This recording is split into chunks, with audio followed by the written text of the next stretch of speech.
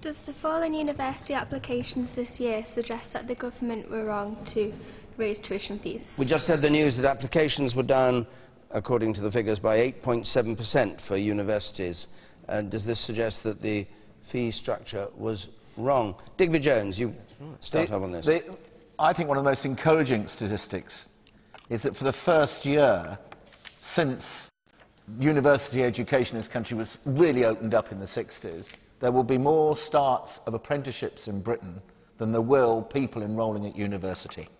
And I think if we really do want to make this a skills-based economy, you've got to get 16, 17, 18-year-olds into some sort of training that doesn't necessarily mean you go off and get a degree.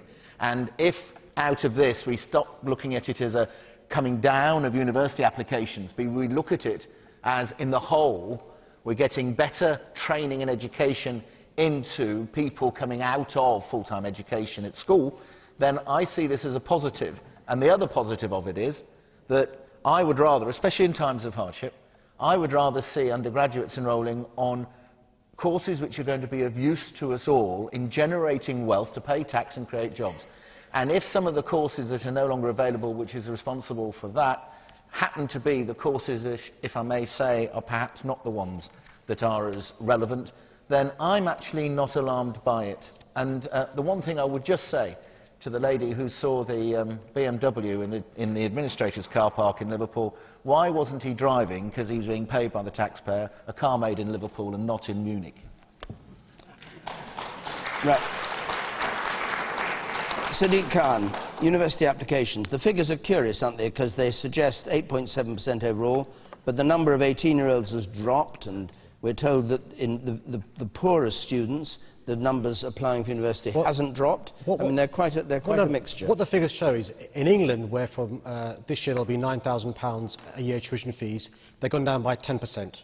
In Scotland, only by 1%, because Scotland it's free tuition, and in Wales by about 1.5%, because home students in Wales pay a lesser fee than students coming from England and Scotland. So clearly, having a tuition fee of £9,000 has an impact on people applying to universities in England. And there's a variety of reasons for that. Many people from various backgrounds are risk-averse. But the interesting thing is, even those in middle incomes, David, because they don't get the bursaries that the poor students get, are scared of from going to university. And Digby, it's law, science, engineering, medicine, all these degree applications down. But I say this, Digby, I agree with you. Vocational courses are important, but I bet every single one of us, university was the ladder that helped us become mobile and get the jobs that we've got today. So let's not diminish the chances of others climb up the ladder to improve their life chances. Well, isn't it true that there was a bulge last year in people applying to get in before these increases came? So there'd be inevitably a statistical drop. There will be some people who didn't take the gap year out, but what's worrying about these figures is the mature students, those aged above 24, there's been a massive drop of 20% and above.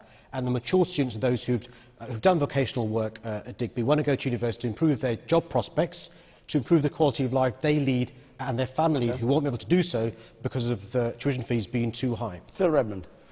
Yeah, I mean, statistics are always statistics, aren't they? I mean, you can knock them around. I think the encouraging thing about this is that it is sort of people from what low disadvantaged communities. The figures have actually stayed quite steady, and I think that really is what the higher education should be about. The thing about mature students is that we've got to be careful about, because that is mature students who are doing a second degree. It's not a mature student who wants to do a first degree. They can still actually get in. And I think the third point on this is that we've really got to get hold of the notion is that we've never had a free education system.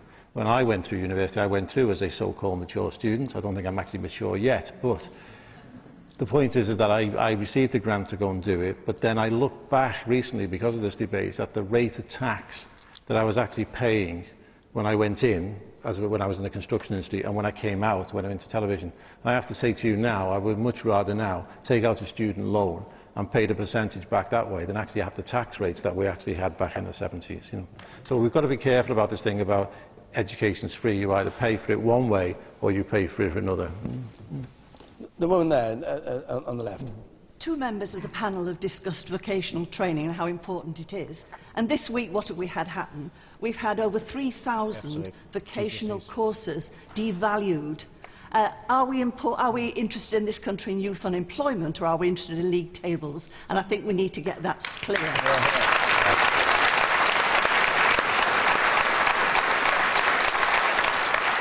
Alan Duncan. I won't dwell on the tuition fees because actually I think you largely answered the question about the number of people who are applying and everything else. Let me just go straight to that comment.